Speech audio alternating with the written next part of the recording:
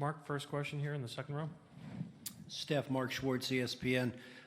You referred to the boxing one that the Raptors threw at you as a janky defense. Steve was wondering what exactly that janky is defined as. I think we all are.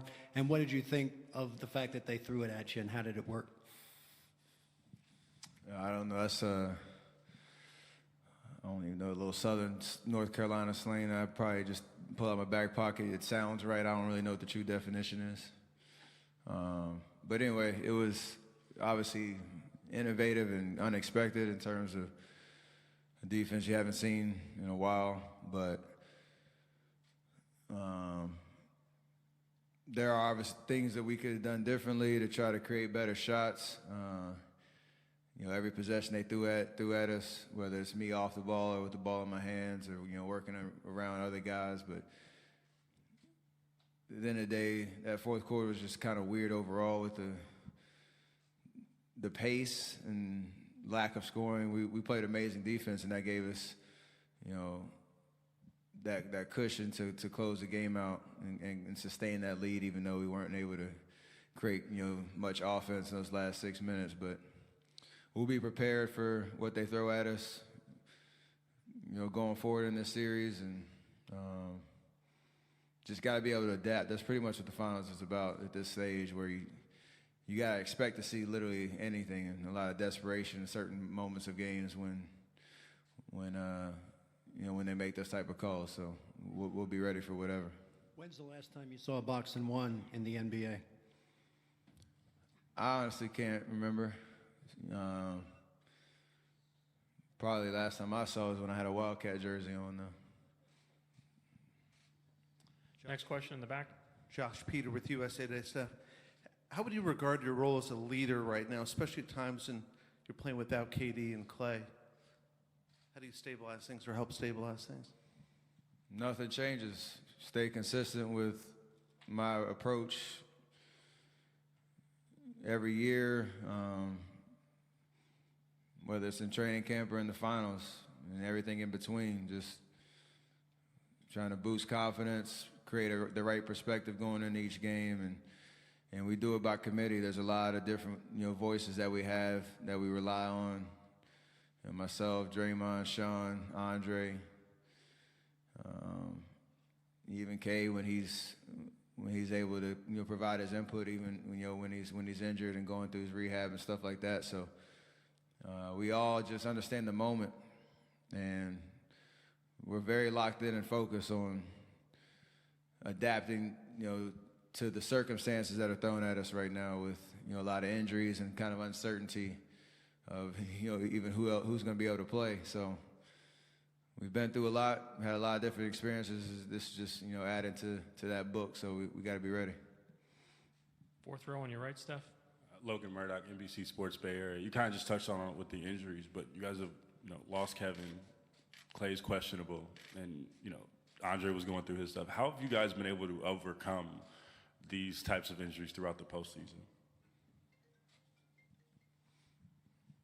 It's just a continuation of kind of what I talked about after the game, after game two. It's just everybody being ready.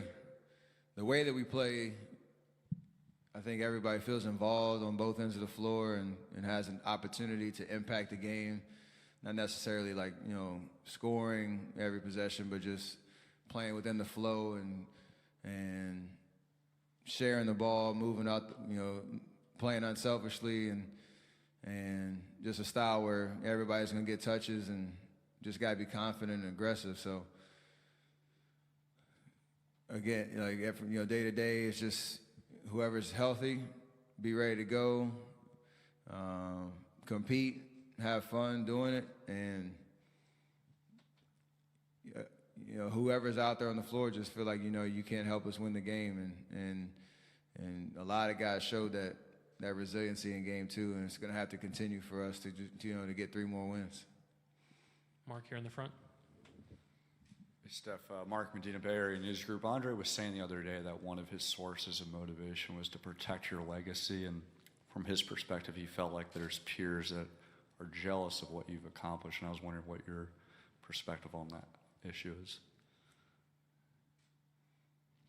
I mean, honestly, I don't need anybody's validation or praise or them to hype me up as other people in the league. I know who I am. Like I always say, I'm confident in my abilities and appreciative of the stage that I get to play on alongside my teammates, you know, especially these last 5 years. So whatever comes with that territory doesn't really bother me, whether I'm liked or disliked or whether people respect my game or value for what, you know, what it is. Doesn't really matter.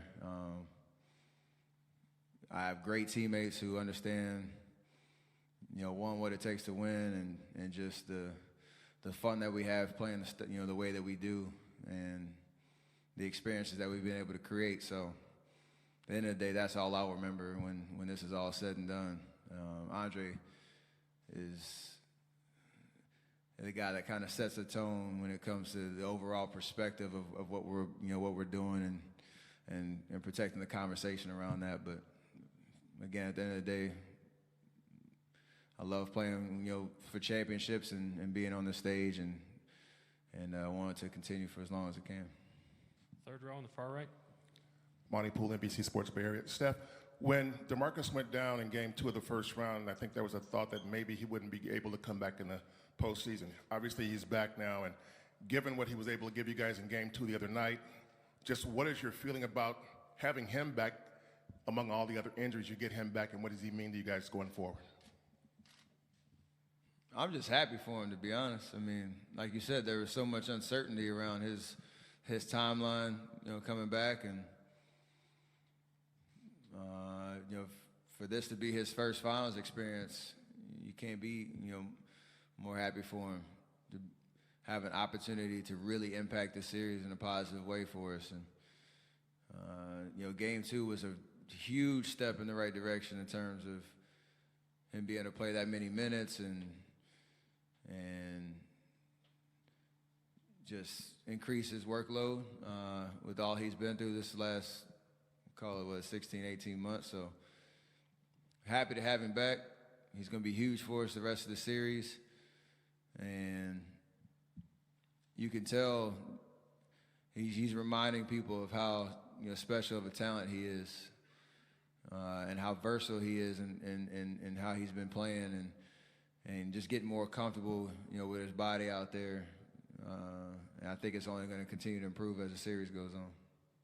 Last question here in the second row. Yeah, Jeff Ferrato, Bay Area News Group. Just piggybacking off of what Monty asked you.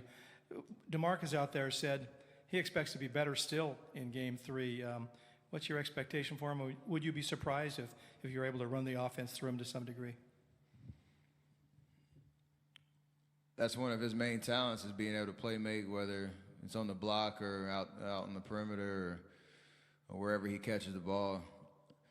I think for him, it's just becoming still more confident in his ability to put pressure on defenses, you know, on the block and use his size, you know, get us, you know, some easy buckets down there. But I think defensively he's been amazing. Just trying to be a plug in the paint and even when he needs to come out in the perimeter and rotating and things like that. But again, when you miss that much time and you're playing at the intensity of a finals game and I don't think he had any minute restrictions, but it goes from, 12 minutes to almost 30 and whatnot. That's a huge jump. So I just got to assume that, you know, his confidence level is going to continue to increase as he gets some more, you know, minutes under his belt. And that should be a good sign for us as a team. Thanks, Steph. Klay Thompson will be next.